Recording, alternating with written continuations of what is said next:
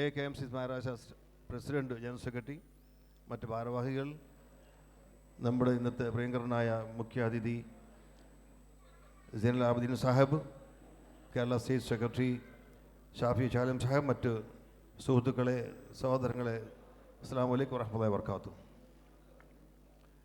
മഹാരാഷ്ട്രയിൽ corporation election nomination നടന്നുകൊണ്ടിരിക്കുകയാണ്.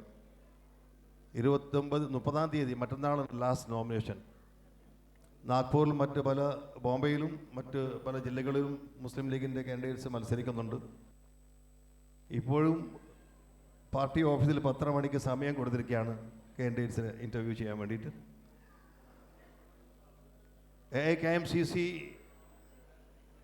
ലോകമെമ്പാടും, എന്തിനു പറയുന്നത്, ഈയിടെ കാലിഫോർണിയയിൽ തീ പിടിച്ചപ്പോൾ അവിടെ പോലും AKMCC പ്രവർത്തനത്തിനുണ്ടെന്നുള്ള വിവരമുണ്ടായിരുന്നു.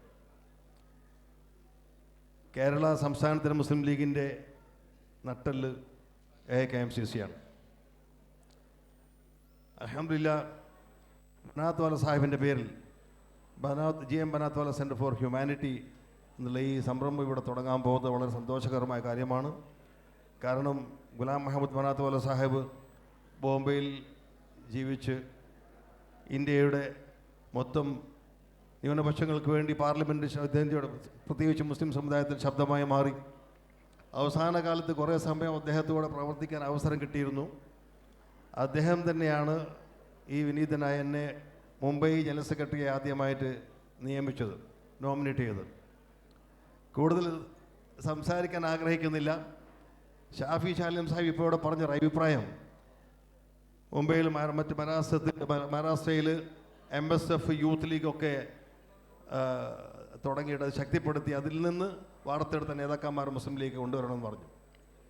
ഇൻഷാ അല്ലാഹ്, ഈയിടെ കേരളത്തിൽ വെച്ചിട്ട് നമ്മുടെ ബഹുമാനനായ അഖിലേന്ത്യാ സെക്രട്ടറി കുഞ്ഞാലിക്കുട്ടി സാഹിബ് മഹാരാഷ്ട്ര വർക്കിംഗ് കമ്മിറ്റിൻ്റെ ലോഗോ പ്രകാശനം ചെയ്തു.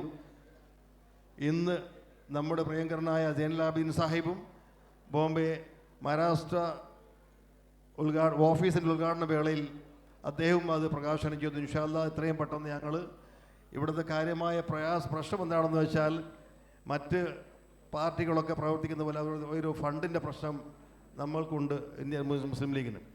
അതിനുവേണ്ടി ഞങ്ങളൊക്കെ നിങ്ങളെല്ലായിടത്തിലേക്കും ഇൻഷാ അല്ലാഹ് വരുന്നതാണ്.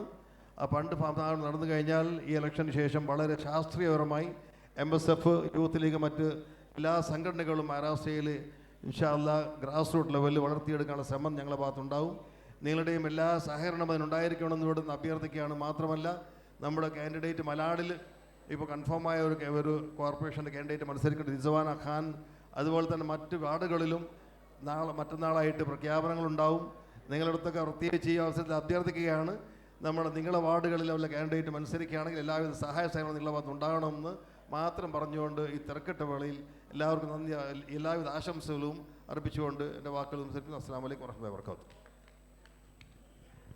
ഒരുപാട് സന്തോഷം അറിയിക്കുകയാണ്.